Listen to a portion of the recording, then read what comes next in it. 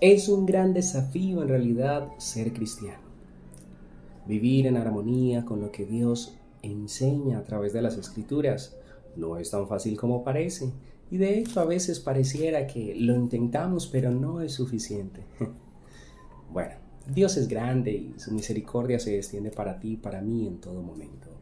Hoy me llama poderosamente la atención un tema, algo, el cual deseo compartir, porque es una reflexión hasta para mí mismo. Pero antes quisiera leer allí el Apocalipsis capítulo 1, versículo número 3, que dice: Bienaventurado el que lee y los que oyen las palabras de esta profecía y guardan las cosas en ellas escritas, porque el tiempo está cerca. Hay una bienaventuranza para el que lee, el que oye y el que guarda las cosas que están allí escritas, porque el tiempo está cerca, nos enseña Dios a través de su palabra. Y al final es un gran desafío para nosotros, porque el texto nos invita a entender que no es suficiente solamente con leer, o no es suficiente solamente con escuchar, o no es suficiente solamente con decir. Hay que guardar, hay que obedecer. Pero en todo esto de la obediencia hay un tema que de verdad eh, se ha tornado interesante en las redes sociales, y es el tema de la identidad. Y no está mal, porque tener identidad es lo que hace que sepamos quiénes somos y hacia dónde vamos. Pero la identidad que queremos mostrar como cristianos, ¿qué es lo que verdaderamente está proyectando? ¿Y por qué coloco el tema y hablamos de esto en esta tarde? Resulta que ayer estaba en un grupo, estábamos compartiendo, y una de las tareas o el ejercicio del grupo era salir a las casas que estaban alrededor del grupo a orar, solamente a orar por las personas, las familias de esa cuadra. Efectivamente, llegué a una casa mmm, con la intención solamente de orar. La persona me recibe formalmente, muy amablemente la señora, y me dice, bueno, mis palabras fueron básicamente: muy buenas noches, espero se encuentre bien, el objetivo de mi visita es solamente orar por su familia, ¿tiene algún pedido en especial? Y ella me dice, sí, pero básicamente yo pues, yo no voy a iglesias, yo no creo en las iglesias, y yo pues, pero bueno, pues sí, yo oro aquí en mi casa y pues también leo las escrituras. Entonces poco a poco empecé a dialogar con ella, y resumiendo el diálogo con ella, decía que no iba a las iglesias, y bueno, no es una justificación puntual, pero sí podemos tomar una porción de lo que la persona comentaba para hacer un análisis y una autocrítica. Resulta que hoy por hoy nos sentimos orgullosos en decir: yo soy de tal iglesia, yo pertenezco a tal doctrina, esto, lo otro. Se colocan fotos con el objetivo de incomodar o descalificar o tal vez cuestionar la fe de otra persona porque piensa, cree, tiene una doctrina totalmente diferente a la nuestra o a la mía.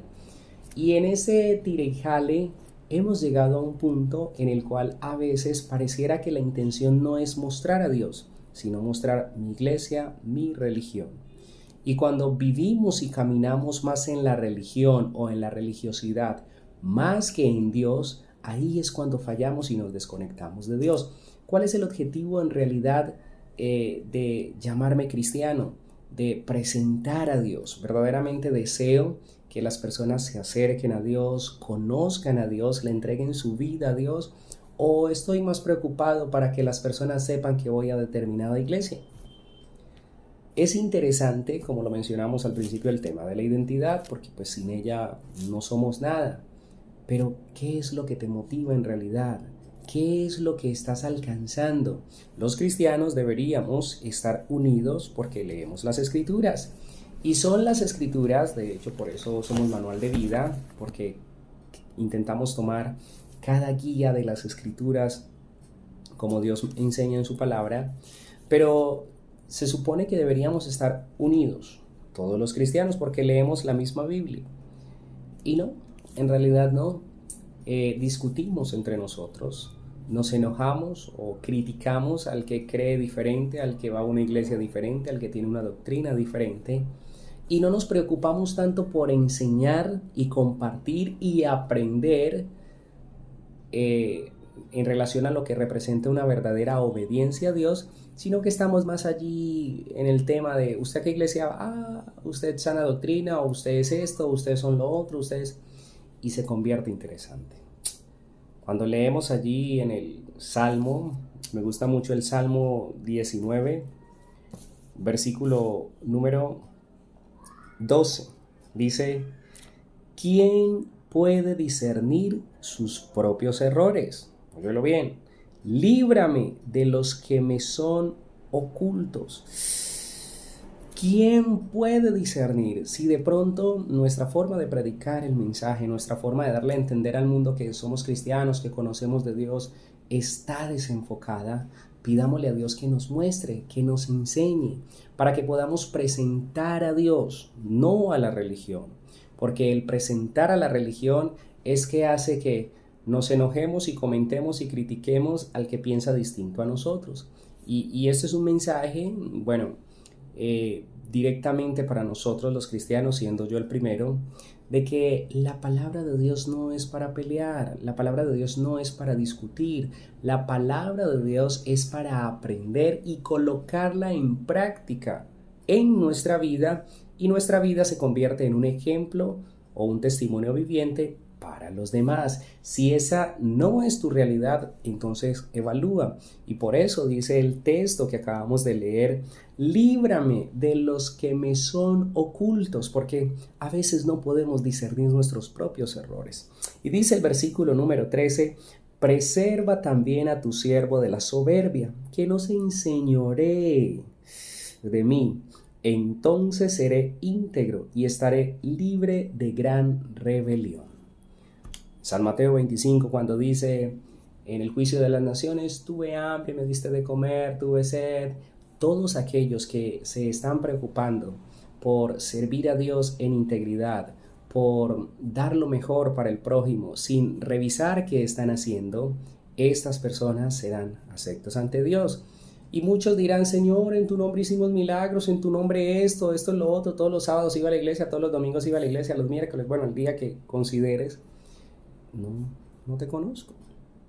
Porque estamos más preocupados tal vez por engordar nosotros en conocimiento y no por compartir.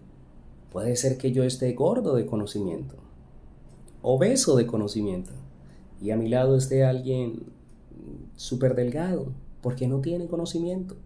Porque el conocimiento que yo aplico lo aplico solamente para mí, o sale de mí pero como una crítica, no como un objeto o como un acto de construcción.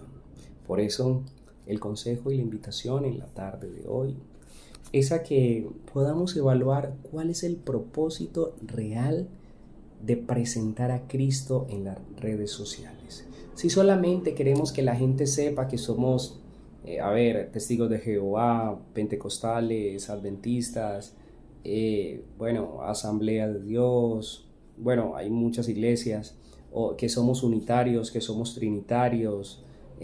¿Cuál es el objetivo en realidad? Nos importa mucho que la gente sepa cuál es la doctrina que estamos, o nos importa en realidad que la gente conozca al Dios que conocemos. ¿Será que el Dios que conocemos es más teoría que práctica? Porque si es así, entonces nos vamos a sentir siempre orgullosos de decir: soy tal, hago esto, yo, tú. Si el Dios que conocemos es el Dios que queremos reflejar en nuestra vida, sin hablar, créeme que nos preocuparemos más por vivir en el conocimiento de Dios. Y al final, en el diálogo con aquella persona, expresaba que le gustaba que poder hablar, porque cuando algunas personas iban a tocar a su casa para hablarles de Dios, pero empezaban a enojarse porque ella decía que esto, que lo otro, porque preguntaba mucho, ella entendía que el objetivo era simplemente: mire, crea en Dios por esto y esto y esto, si no usted se va a perder. Entonces ella decía: pero ¿cuál es el sentido? Y en realidad medito mucho en esto. ¿Cuál es nuestro sentido como cristianos? ¿Qué es lo que queremos transmitir? Amado Padre, nos falta mucho, es mucho lo que tenemos por aprender, pero hoy nos entregamos a ti porque definitivamente necesitamos no gritar que te conocemos, necesitamos vivir en el conocimiento que tenemos de ti.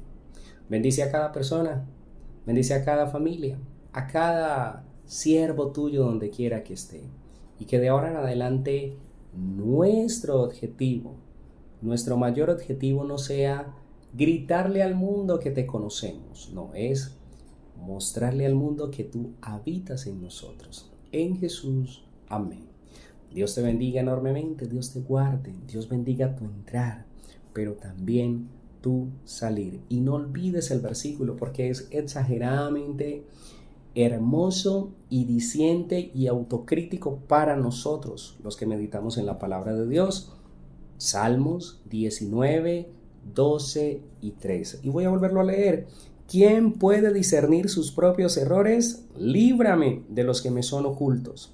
Preserva también a tu siervo de la soberbia, que no se enseñoree de mí. Entonces seré íntegro y estaré libre de gran rebelión. No olvides que la mejor inversión es el conocimiento. Por tal razón, invierte.